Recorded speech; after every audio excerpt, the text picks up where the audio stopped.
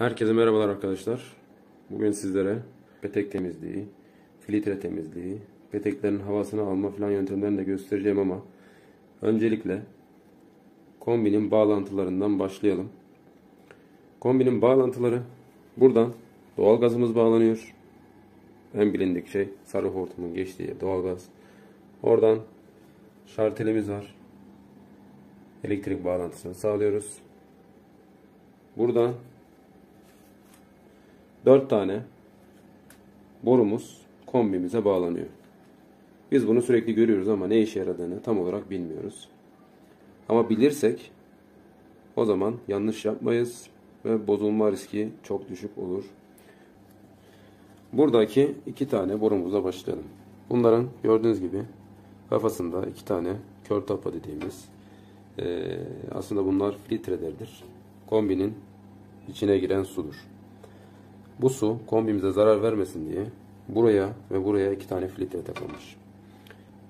Filtreli olan 2 tane borumuz kombimize her zaman su girişi sağlıyor. Bunu bilmemiz lazım. Peki birisi büyük, bu borulardan gördüğünüz gibi birisi kalın, birisi ince. Bu kalın olan peteklerden dönen suyu, sıcak su peteklere giriyor, tekrar soğuyan su buradan tekrar kombimize girip ısınıp tekrar diğer sıcak olan borumuzdan tekrar dönüş sağlıyor. Bu ise soğuk suyumuz. Direkt kombiye soğuk su girişi sağlar. Bu genelde tuvalette, banyoda, mutfakta kullandığımız sıcak su, musluk suyumuzdur. Yani bu petekle işimiz yok. Bundan ekstra bir kablo, bir hortum aracılığıyla şurada gördüğünüz barı yükseltmeye, düşürmeye yarayan bir tane musluğumuz var. Bu da peteklere su akışını sağlar. Eğer peteklere su vereceksek bu vanayı çevirmemiz lazım. Ve burada barımız var. Bu bar 2 ile 1 arasında olması lazım. Mesela burada suyu açalım. Gördüğünüz gibi barımız yükseliyor. Ve kapattık suyumuzu. Eğer barımızı yükseltmek istiyorsak burayı açıyoruz. Ya da peteklere su vermek istiyorsak, basıncımızı yükseltmek istiyorsak buradaki musluktan bu işlemi yapıyoruz. Pekala. Buradan soğuk suyumuz girdi. Mutfaklarda, banyoda veya tuvaletteki sıcak suyumuz, musluk suyumuz nereden çıkıyor? Bu ince borudur. Yine ince borudan sıcak suyumuz diğerlerine borulara gidiyor. Buradaki kalın petek borumuzdu ve çıkış yeri yine kalındandır. Burada su akışı fazla olduğu için bunlara kalın borular kullanılmıştır. Öncelikle kombimizi kapatalım. Şuradan vanamızı indirelim. Şuradan da şartelimizi indirelim. Kombimizi kapatalım. Peteğimiz burada. Bizim sıcak su girişi burada. Genelde üstten olur zaten. Sıcak su, soğuyan su da alttan çıkar genelde. Biz ne yapacağız? Peteğimizin eğer peteğin havasını almak istiyorsak bu kısmı çevirerek küçük bir deliği var. Oradan suyu dışarı akıtıyoruz. Şuradan da biz peteğimizin su tahliyesini yapacağız. Evet, peteğimizin altına leğenimizi koyduk. Ve şu kısımdan, bu kısımdan yavaş yavaş açmaya başlayacağız. Ama önce peteğimizin 2 kısmını da kapalı konuma getireceğiz. Buradan kapatacağız ve alttan da kapatacağız. Şimdi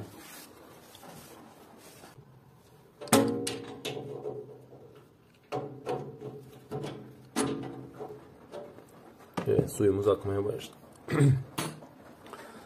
Akmaya başladı.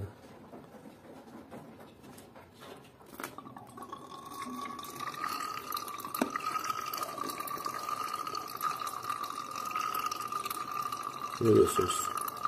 Artık çamurlanmış su geliyor. Şimdi ben bunu buraya bir musluk takacağım ve bunu direkt lavaboya vereceğim. Şuraya bir musluk takacağım oraya ve buna da hortum takacağım. Direkt gidere vereceğim. Bunu takarken muhakkak teflon sarmamız lazım. Bu şekilde teflon sarıyoruz. koparıyoruz. Evet. Bunu buraya takalım. Evet arkadaşlar, hortumumuzu taktık. Musluğumuzu da şuradan açacağız. Ve buradan su girişimizi açacağız. Evet, gördüğünüz gibi su gidiyor. Suyumuz gidiyor şu an. Burada basıncımız sıfıra düştü. Şuradan da suyu açacağız.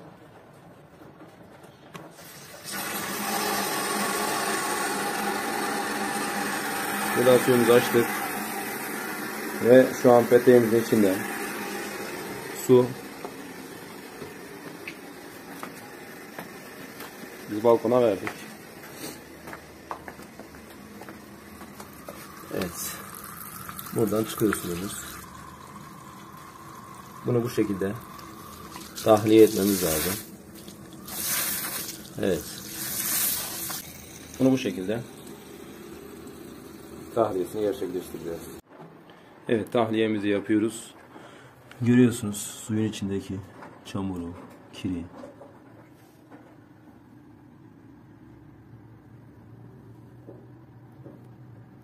Bunların bu şekilde tahliyesini sağlamış olacağız. Yine devam edeceğiz. Bunu bir yarım saat su basıncıyla beraber göndereceğiz suyumuzu. Her peteğe bunu uygulayacağız. Ve bu şekilde peteklerimizi temizlemiş olacağız. Evet arkadaşlar, birinci peteğimizin temizliğini yaptık. Görüyorsunuz su ne kadar berrak. Bu su bu berraklığa ulaşana kadar tahliyesini, içindeki suyun tahliyesini yapmamız lazım. Şimdi geçelim diğer peteklerimize. Onlar da aynı şekilde buralarından söküp tek tek bunları yapacağız. Ve bütün peteklerimizi temizlemiş olacağız. Ve bu sayede de bir kışı güzel ısınarak geçirmiş olacağız. Yine şuradan suyumuzu keseceğiz. Buradan suyumuzu kestik. Şuradaki peteğimizi tekrar kapatabiliriz.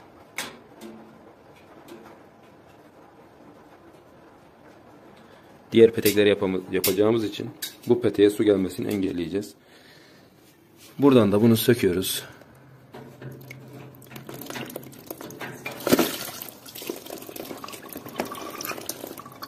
Gördüğünüz gibi. Bunu tekrar patlasın yerine takıyoruz. Çıkardığımız şey yerine takıyoruz. Ve son olarak da sıkıyoruz.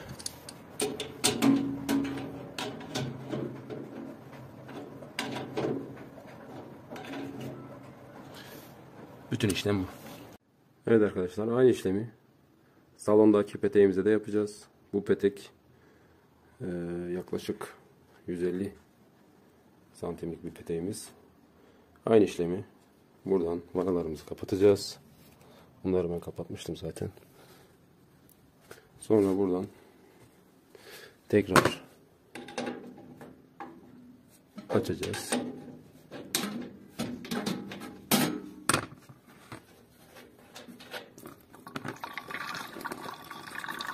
Buradan daha koyu, daha pis suyumuz geliyor.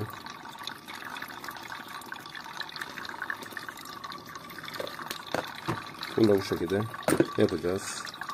Bunu da bitirdikten sonra tekrar yine aynı şekilde suyu berraklaştıktan sonra bunu da sökeceğiz. Diğerini takacağız. Bütün peteklerimize bu işlemi yaptıktan sonra hava alma işlemi ve son olarak da filtre temizleyip petek bakım işlemimiz bitiyor. Kombi bakımlarımızın hepsi tamamlamış olacağız. Bütün peteklerimizde işlemlerimizi yaptık, temizliğini yaptık. Şimdi geldik bunun vanalarını açmaya. Vanalarını açıyoruz.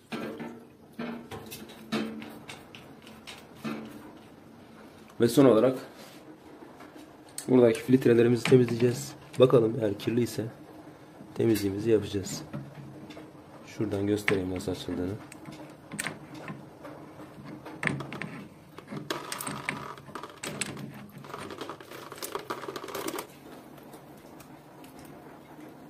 Burayı açtık. Ve şu bizim filtremiz oluyor. Temiz. Gayet temiz. Ufak tefek yine sudan geçiririz.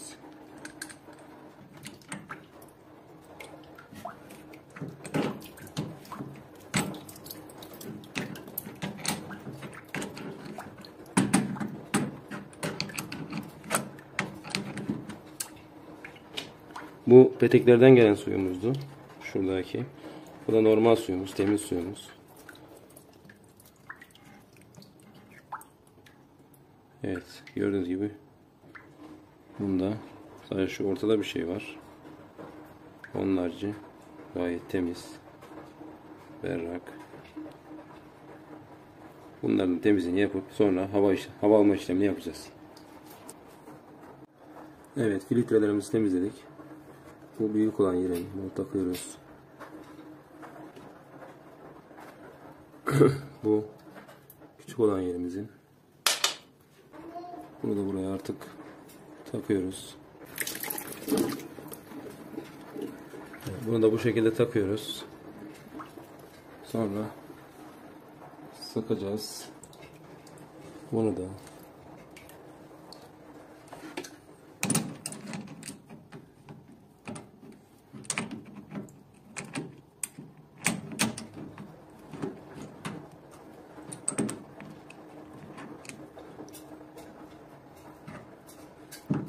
bu şekilde sıkıyoruz. İki tarafı da evet bu şekilde sıktık. Burayla işimiz bitti. Şimdi vanalarımızı açacağız. Evet, vanalarımızı açtık. Kombimizi açacağız. Buradan da kombi açıyoruz. Su vereceğiz.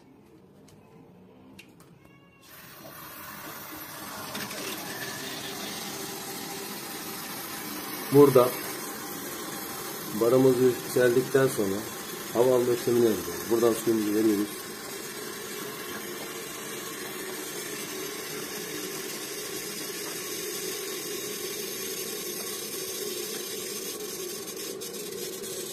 Evet, barımız yükseliyor. Bunu 2'ye kadar getireceğiz. Hava işlemi yaptıktan sonra bu 1'lere kadar düşecek. Gördüğünüz gibi sağlam yükseliyor.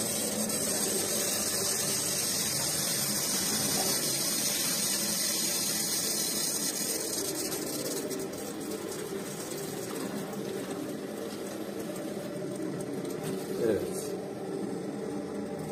Burada artık kısıyorum. Havasını alırken buradaki açıyoruz ya da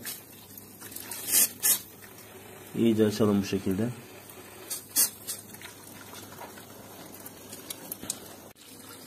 Evet, hava alma işlemimizi buradan yapıyoruz. Evet, görüyorsunuz. İçindeki havalar böyle ses geliyorsa bilin ki içindeki hava dışarı çıkıyor artık. Eğer su sürekli bu şekilde akıyorsa normal. İçinde hava kalmamış demektir.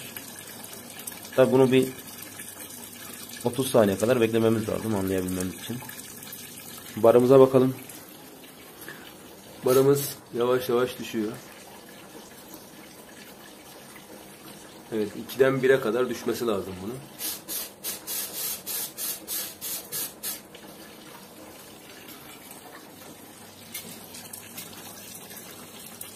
Evet.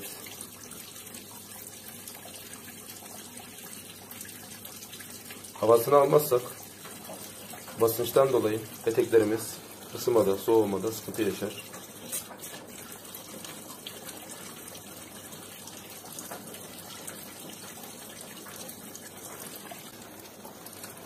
Evet.